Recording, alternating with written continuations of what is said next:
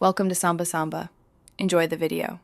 In this video, I will show how to change a Ford Transit key battery.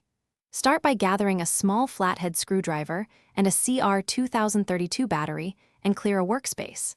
Pry the fob halves apart at the seam with gentle pressure, keeping track of the orientation of the buttons and internal board.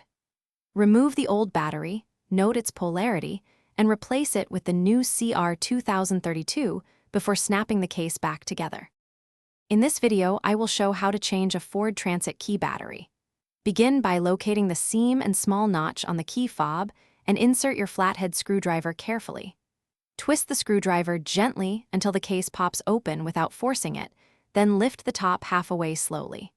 Support the circuit board and button pad as you work so nothing springs loose, and place components on a clean surface in the order removed. In this video, I will show how to change a Ford Transit key battery.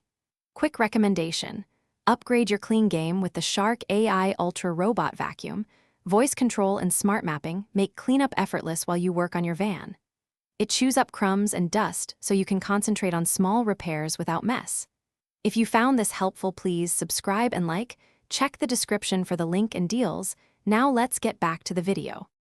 In this video, I will show how to change a Ford Transit key battery.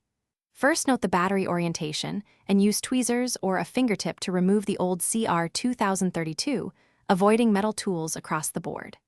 Place the new cell in the same orientation and make sure it sits flat in the holder, then test button response before closing. Reassemble the case, ensuring clips align, and verify the remote locks and unlocks the van properly. Thanks for watching.